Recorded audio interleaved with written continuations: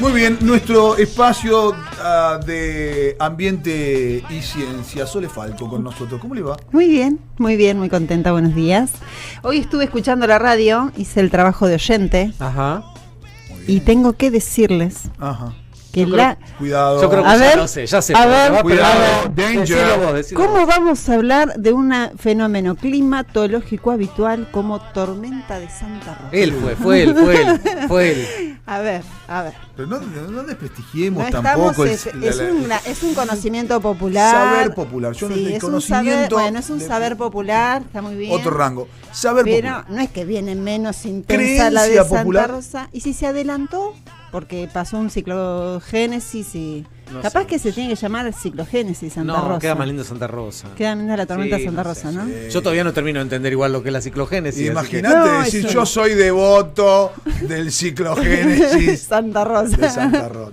Este fin de mes nos agarró la ciclogénesis. Claro. No, claro. No, odio la palabra ciclogénesis. No, a mí me gusta mucho la tormenta Santa Rosa, pero digo, veníamos hablando de, de cuestiones climatológicas. Me confunden un poco esos términos. Que no es un neologismo, pero esos términos que irrumpen y de repente cobran una fuerza streaming, por ejemplo. Claro. Bueno, dale, no es tan diferente a la radio. A ver, decime es la que... radio, pero con imagen. Claro. Hoy es el día de la radio. radio. Hoy es el día de la radio. Hoy es el día de la radio. Feliz día a los que hacen radio. Feliz día a los que hacen radio. Los que están haciendo radio. Feliz día. Vamos a hablar de Susini, de los locos de azotea. No, ya lo hablamos muchas veces. Dejémoslo de lado. Claro, hablemos de Santa Rosa. Bien por ellos igual. Mejor hablemos de Santa Rosa, Claro. Que falta poquito y que posiblemente sea Yo lo un único que fenómeno. quiero decir es como propósito de recontra avanzada, allá por el año 1924, en realidad la primera transmisión de esta radio es en 1923, en noviembre de 1923, cuando esta radio nació, cuando la Universidad de La Plata pensó en la locura vanguardista de tener una radio. Sí. La radiofonía apenas tenía 3 años.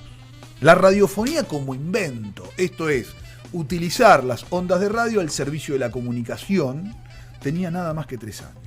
Lo que habla de la importancia, el vigor, la trascendencia y la impronta pionera de Radio Universidad de La Plata.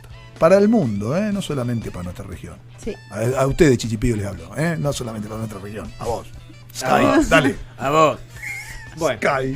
Lo aprendimos Un abrazo a los mucho. muchachos de la Sky. No, Pero, lo aprendimos mucho igual eso. en el Congreso el año pasado por los 100 años, que fue un momento para conocer la radio desde otro lugar y la verdad que a mí por lo menos que no venía a la radio me parece súper interesante. Bien. Y que haya tanta historia. Listo, Sí. abandono mi ego Y bajamos. bueno. le damos paso a Y Santa vamos Rosa. y le damos paso a... No, Santa Rosa.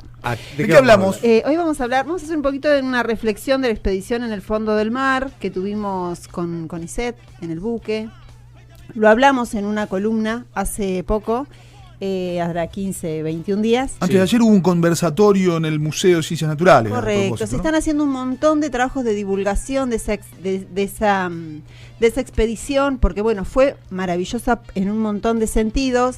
Y yo en realidad quería reflexionar un poquito, usé un trabajo que hizo Belén Volpe acá en nuestro canal, en nuestro querido canal de la universidad, Sí. que entrevistó a la doctora María Cristina Damborenea.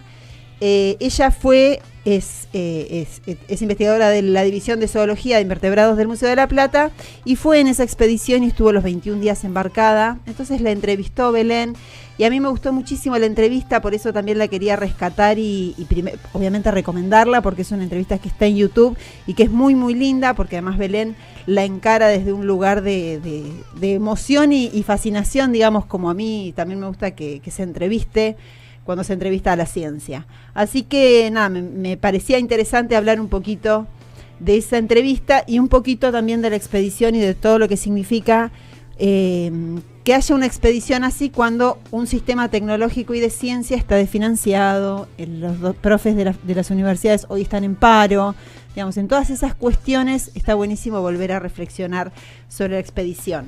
Además, cada cosa que va pasando, este conversatorio en el museo, las entrevistas, las diferentes entrevistas que se fueron haciendo investigadores e investigadoras, como que nos va aportando material y empieza a construir también un sentido de lo que es la comunicación de la ciencia, para qué sirve y cómo hay que abordarla, porque una de las cuestiones más difíciles del sistema científico es comunicar efectivamente lo que uno hace, ¿no? Y más cuando son ciencias biológicas que por ahí no nos afectan directamente, digamos, por la estrella de mar nos puede parecer fascinante, pero no vemos que haya que nos afecte directamente en nuestra vida habitual, digamos. Entonces, bueno, la para mí hay un ciencia, antes y un después de la estrella de mar culona, igual. ¿el qué? Que no es culona, es panzona. Es panzona. De Aprendimos verdad, que sí. es panzona. Tiene una panza muy rara. Bueno. Se parece mucho a un culo. Porque hay, se parece, bueno, hay Digamos, panzas bueno, que se una vez parecen se fue a culo. Una prominente Claro. panza que se parece mucho a un pasar. culo. A veces puede A veces pasar. pasa y a veces pasa al revés también. Claro. Sí, claro, totalmente. Pero bueno, hay un antes y un después de esa. Sí, no. maravilloso. Yo creo que hay un antes y un después de esa expedición Totalmente. en Sí, un montón de totalmente. sentidos específicos de la ciencia, pero en lo que nosotros creemos de la ciencia me parece que cambia muchísimo la forma en que la vemos. Entonces me parecía interesante retomar el tema. Además, a mí personalmente me fascina, o sea, estoy fascinada con esa expedición. Me gustan mucho los proyectos científicos que tienen un toque de aventura, digamos, porque me gusta mucho más el barco que una oficina. Entonces, claramente, tiene una cuestión ahí que me genera fascinación. Contarles que la expedición fueron 21 días, pero hacía 10 años que se hacían este tipo de trabajos, que hubo 3 campañas anteriores en el talud. En ninguna se había llegado a esa profundidad porque nos falta financiamiento, históricamente falta financiamiento y falta desarrollo tecnológico, que es algo que cuando hablamos de la expedición en la columna hace unas semanas hablábamos un poco de eso, que en realidad investigaciones se hacen mucho a fuerza de voluntad de investigadores e investigadoras, pero falta ese desarrollo tecnológico, que en Argentina existe, pero muchas veces se mercantiliza y se empieza a utilizar para producciones en empresas, digamos, por ejemplo, del agro, y no para la ciencia y la tecnología, digamos. Entonces, Hay un rol articulador del Estado sí, fundamental, ¿no? Sí, para poder sí, vincular esos espacios de tecnología de punta con la necesidad investigativa, ¿no? Exacto. La Armada, por ejemplo, tiene buques, está el buque de Puerto Deseado, Q-20, Q-21, que hacen ese tipo de trabajo, pero, repito, no tienen el robot que se sumerge a 3.900 metros, ni que puede tomar las muestras con esa capacidad, ni que puede, digamos, registrar. Digamos, nosotros no tenemos internet para hacer eso. Claro. Entonces, este buque vino con todas esas cuestiones que los investigadores que solicitaron financiamiento fueron a una evaluación, fueron seleccionados, después se les permitió que ese material, porque muchas veces en las investigaciones que son colaborativas con otros países o con fundaciones o con organizaciones extranjeras, lo que pasa es que ellos se quedan con las muestras, o sea, vos las podés mirar a préstamo, pero no son tuyas. Entonces, en este caso, las muestras quedan en los museos, que eso es importantísimo. En el Museo de La Plata van a estar las muestras que tomaron los investigadores de invertebrados de La Plata. Entonces, eso es importantísimo. En el Museo de Ciencias Naturales Nacional, Bernardino Rivadavia de Buenos Aires, también van a estar las muestras, que la mayoría de los proyectos eran de ese organismo. Bueno, como les decía, se prepararon durante muchísimo tiempo, más allá de que ya había habido investigaciones anteriores. Esto llevó casi 2 años de trabajo, poder pensar en esto que iban a hacer, 21 días, y finalmente salió, el barco navegó, tuvieron la posibilidad de manipular ese sumergible, que además nunca, digamos, desde la investigación argentina nunca se había trabajado con ese tipo de robot, y fue maravilloso, o sea, fue muy provechoso lo que se levantó. Y estamos en este contexto que desmerece mucho el trabajo de la ciencia, en el que además es uno de los debates que se abre, digamos, empieza a debatir si nosotros como científicos y científicas tenemos que mostrar lo que hacemos, y si a la vecina, a la hija de la vecina le tiene que interesar esto que hacemos también, porque muchos biólogos y de otras ciencias se preguntan eso. Entonces está buenísimo todos los debates que se dieron, a mí me parece súper valioso. Y me parece valioso para la comunidad y me parece valioso para el sistema científico tecnológico nuestro. La doctora lo que dice, ella lo plantea como una experiencia maravillosa, relata los hallazgos, lo que pudieron ver, y esto nos permite pensar también un poco en el uso del barco y los beneficios que trajo. Vamos a empezar a ver cosas del fondo del mar que antes no se conocían, y eso trae muchos avances en la ciencia. Ahora vamos a ver unos pequeños pedacitos de video que yo fui separando como para poder entender también de qué las percepciones de la doctora, ¿no? De la doctora María Cristina, porque me parece que relatado en primera persona es muchísimo más rico. Así que acá hay un dato fundamental. No, claro, en ningún lugar donde se sumergió el sumergible llega la luz. Claro. Y la temperatura, habrán visto, bajísima. Sí. En algunos lugares Sí, más sí, baja, casi 1 grado o menos. O sea, un ambiente muy, muy particular. Sí. A oscuras, con luz y con mucha presión los Con animales. luz. No, claro, en ningún lugar donde se sumergió. Imaginemos entonces por un momento, ¿no? Esos grupos de investigadores que laburan cotidianamente con esas especies o con las especies que fueron descubriendo, llegar a esa profundidad, o sea, la emoción que le generó a esos científicos y científicas llegar con un sumergible a un lugar donde no llega nadie, donde la presión es altísima, donde hace frío, donde no hay luz, y sin embargo pudieron recolectar especies, observar el fondo marino, porque no solamente pudieron recolectar las especies como un organismo aislado, sino ver cómo interactuaban con otras especies. Yo no sé si les prestaron atención. Claro, ahí está, ¿no? La las interacción especies. ambiente. Claro. Eso es importantísimo. Exacto. ¿no? Ver de qué estaba hecho el fondo marino, cómo se movían las especies entre sí, o sea, dónde se ubicaban. O sea, fue como mucho... Sí, observar el ecosistema en ese marco, normalmente no existe esa posibilidad, ¿no? Claro. El ecosistema muchas veces se revela frente a su muerte. Ahí es Claro. donde se revela y aparecen flotando o enredada en la red de algún navío pesquero. Y bueno, ahí se empieza a desarrollar las hipótesis, las teorías en torno a la existencia de esa especie. Claro. En este caso la ves ahí, en su ecosistema de origen. Sí, y después tenés la muestra, la vas a tener en un laboratorio, seca, bueno, no sé cómo las mantienen, digamos, no tengo ni idea, lo voy a averiguar, pero no sé, pero digamos, tenés el registro audiovisual de cómo estaba viva esa especie ahí. Digamos, porque tampoco es la misma presión, porque no lo van a poder mantener y manipular en esa misma presión. Entonces, cómo ese contraste es realmente para la ciencia es muy, muy valioso. En un momento, Cristina lo que dice es que ellos, para que lo podamos entender, para que nos podamos imaginar el lugar en donde estaba sumergido el robot, es como si fuese el cañón del Colorado, Sí. pero en las profundidades del mar.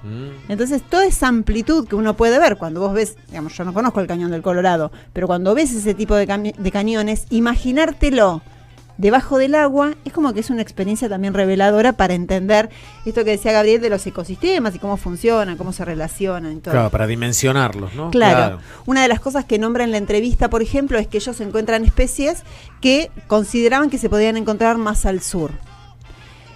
Entonces, ahora hay que indagar también y ver, porque estos muestreos, hoy hacen este muestreo, pero habría que volver a repetirlos, para poder entender también si esa, por ejemplo, la estrella de Marculona, o Panzona, si efectivamente es de esa región o se cambió de lugar por alguna situación particular de cambios de temperatura. El monitoreo constante y a través de los años lleva a entender también esas cuestiones que para quienes analizan el clima, las cuestiones climatológicas o estas crisis ambientales, es importantísimo. Después, en un momento Cristina lo que hace es relatar los diferentes grupos de investigación que trabajaban en el barco y todo lo que iban mirando, porque todos eran de diferentes lugares del país y expertos en diferentes cosas, ¿no? Y ella dice, bueno, yo en realidad fui a buscar gusanos. Entonces ella buscaba gusanos, que fue una de las especies más difíciles de recolectar por el robot porque se rompen, son súper frágiles, pero había quienes recolectaban caracoles, corales, langostas, cangrejos, digamos, había toda una variedad y se escaneaba también el fondo del mar. Y después hablaba mucho de la solidaridad, la empatía, el trabajo que cómo se habían puesto de acuerdo, porque el robot funcionaba casi 24 horas, ellos hacían monitoreos de 12 horas, turnos de 12 horas, y salían a trabajar e indagar y a observar todo, y eran los que les daban las coordenadas también a los operarios para decir esto levantalo, esto no ser glotón, digamos, tampoco, porque tenían un montón de especies ahí que ya las conocían, no era necesario levantarlas, entonces empiezan a trabajar con eso personal también, de decir, bueno, lo levanto, no lo levanto, ya lo conozco, ya lo estudié, pero bueno, este es nuevo. Entonces, relata en la entrevista esos pormenores, que es muy, muy interesante. Y después, ahora vamos a ver otro videíto en el que habla la doctora un poco de esa planificación. Está el tiempo que nosotros decidimos que está sumergido, se sube y enseguida recibimos las muestras, entonces tenemos que trabajar las muestras para conservarlas adecuadamente, para aprovecharlo todo al máximo. Y la gente, los operarios, volvían a poner todo en orden, digamos, todo el sumergible en orden, y bajaba de nuevo. Entonces, capaz que cada 3 o 4 horas volvía a bajar. Y entonces, bueno, tuvimos que como dividirnos, porque no podemos trabajar 24 horas. Claro, que, no, en algún momento tenían que dormir. Exacto. Entonces hicimos como turnos de 12 horas, nos dividimos en 2. Bueno, algunos estaban en ahí contaba, ¿no? Fragilidad humana. ¿Por qué no duramos 24 horas, no? Trabajando. Pero también... Malditas máquinas, por ahí nos van a entrar, ¿eh? Oh. Cuando quieran entrar, y bueno, nos van a ¿viste? entrar. El robot llegó a las profundidades que nosotros no podríamos haber llegado por presión. Nos va a entrar cuando estemos durmiendo, ¿sabes? Claro. La inteligencia artificial robotizada. Ya te la tengo recontra. Me pongo el coso de papel amianto, me lo pongo cuando duermo. Claro, porque sí. Por ahí me van claro, sí. Yo quiero uno que cocine. Es mucho pedir. Sí, claro. Ya hay uno que limpia. Bueno, sí, hay de todo. Yo quiero uno que cocine, pero no quiero la máquina del pan. O sea, quiero uno que me diga, che, hoy cenamos ¿qué tal tenés cosa. ganas de comer? No, claro. hermoso. Que te pregunte eso. Pero, ¿Qué tenés ganas de comer? Es muy 80 esto que voy a hacer. A ver. Muy 80s. Pero después el movilero nos trata de En viejo. Japón hay. En Japón hay. Sí. Y son antropomorfos. Cocinan. Posta. Y son antropomorfos. ¿Te acuerdas como el robot de Rocky 4? No. El que le trae la torta al tío Poli. Déjense joder. Vean cine, che. Déjense joder. No. Si no saben esa Si vi referencia cultural, Rocky no 4, voy a hacer un comentario que Rocky? me va a despegar de este grupo automático. O sea, salgo expulsada. Dejás de ser nerda para Claro. convertirte en otra cosa. ¿No viste Rocky 4, Sole? Si la vi, no me acuerdo. Por Dios, sí. Le Qué regalan un robot en aburrido. el Siempre cumple me pareció al tío aburrido. Poli, Perdón. que hace, para los 80 era de avanzada. O sea, en mi casa Ponía está de música, fondo hablaba. fútbol, Sí. Rocky y Fórmula 1. Vamos, Y yo siempre todavía. estoy haciendo otra cosa. Muy parecido a casa. No se escucha, o sea, no lo escucho. ¿Sos la única fémina en la casa? No, tengo Ah. una niña, pero está estudiando biotecnología. Entonces, Ahí está el tío. Ah. Ahí está en imagen el tío Poli con... No, ¿ves?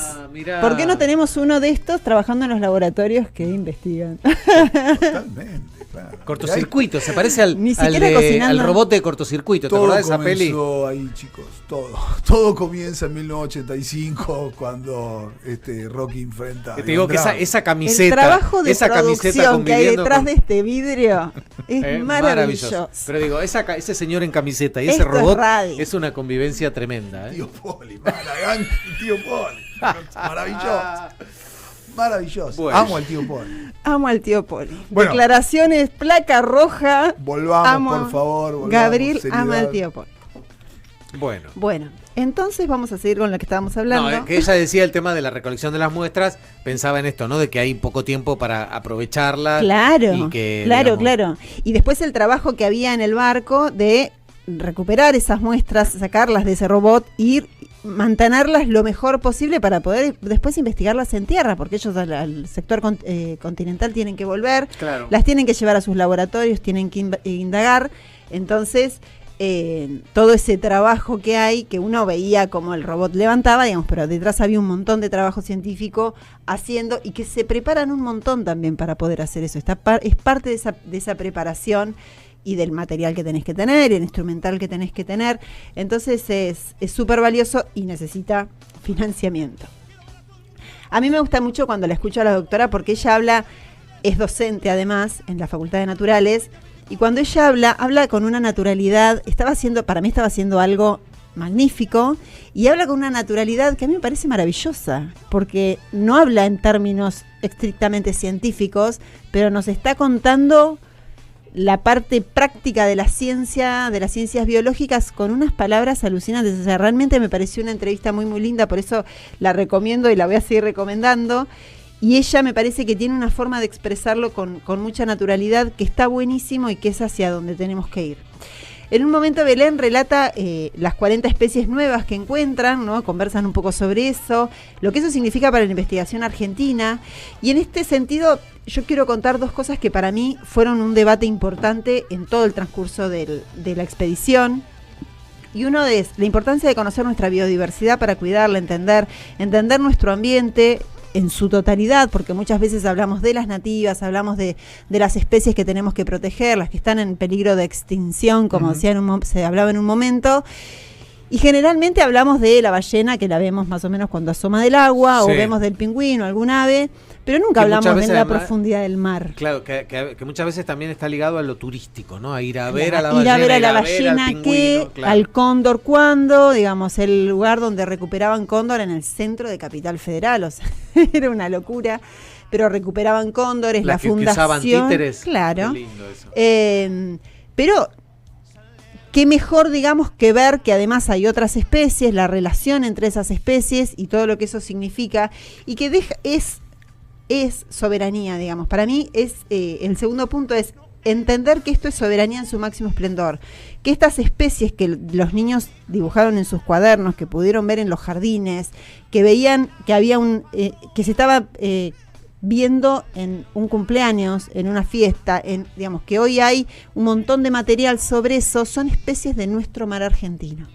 Digamos, son de ese territorio que es mucho más grande que el continental, que el que está emergido. Claro. Y que además un 25% está en disputa.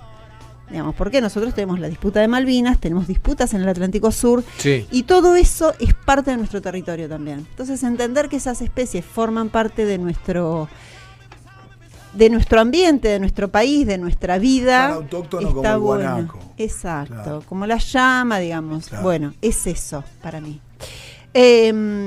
Y después habla la científica, digo yo, María Cristina, habla del trabajo en el laboratorio, porque ellos llegaron al continente, desembarcaron, repartieron las muestras como correspondía, fueron, como decíamos hoy al principio, a los correspondientes lugares de investigación, que eso es valiosísimo.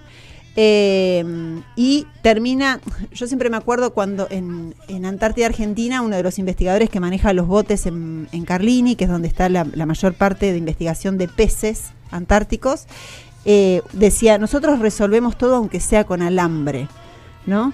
Entonces, esta evolución en el robot y todo, a mí me parece que es hasta gratificante, más allá de que yo sigo debatiendo las cuestiones de la bandera del barco, porque lo entiendo y porque lo sigo debatiendo y seguimos dando los debates.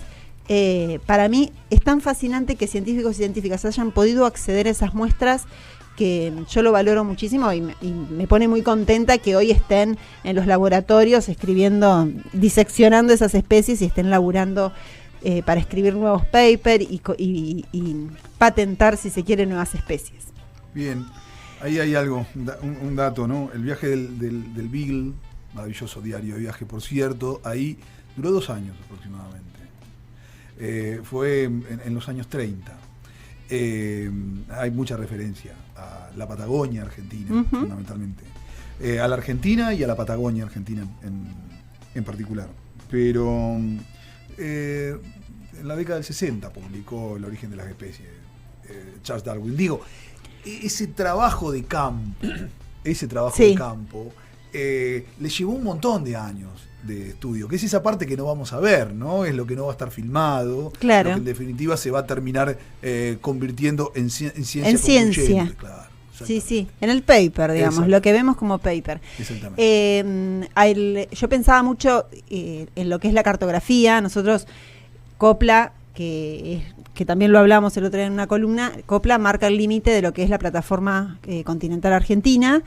Es una comisión que se formó y que trabajó a contrarreloj para poder presentar en los organismos internacionales cuál era exactamente nuestro límite exterior en la plataforma. Y lo que hizo además, digamos, fue conocer se hizo un trabajo de cartografía, o sea, vos marcás pensando en determinadas normas internacionales cuál es tu límite, ¿no? Y la cartografía, por ejemplo, Argentina lleva más de 200 años de historia, porque nosotros fuimos un país que se formó sin la Patagonia. Claro. Y ese es un debate que muchas veces se da incluso en lo que es la cuestión soberana de Malvinas. Entonces, son trabajos científicos que a la larga sí o sí aportan. Totalmente. Digamos, no hay un por qué no. Digamos, siempre van a aportar cualquier investigación que se haga para conocernos a nosotros mismos como país, sea desde sus especies, desde sus límites, de su cartografía, desde la historia, desde la formación política, siempre va a aportar a que seamos un poquito mejores y un poquito más soberanos, si se quiere. Bien. ¿Qué más, Sole? ¿Nos queda algo? No, tengo sí, pero cortamos porque nos fuimos. Fundamentalmente, el reconocimiento al trabajo de UNLP-TV. Sí. Y esa experiencia audiovisual que es Objetivo Universidad, felicitaciones a Belén y a todos los responsables, ¿no? Sí. Que están permanentemente, una de las contenidos, una de las producciones de los medios de la Universidad Nacional de La Plata, que recorre permanentemente la actividad científica, la investigación científica, la divulgación, y que hace mucho hincapié en eso que nosotros como medios de comunicación podemos hacer y tenemos que hacer, que es la divulgación de la ciencia y la técnica que permanentemente se genera en nuestra universidad, ¿no? Correcto. Recomendar UNLP Investiga, que está bueno eso también porque ahí hay notas. Claro. Investiga UNLP, lo pueden encontrar ahí, porque hay una nota, por ejemplo, sobre cómo la UNLP estuvo presente en esa expedición, y obviamente, ¿cuál es la foto estrella de la nota? La de la estrella. Obvio. La estrellita culona, que ahora resulta que no es culona, es panzona, pero que ese culo parece, esa panza parece un culito. Bueno. Bien. Sole, muchísimas gracias. Gracias a ustedes. Nos reencontramos la semana que viene. La semana que viene. Próxima semana, la columna de Ambiente y Ciencia con Santa Rosa mediante. 32 minutos pasaron de las 2.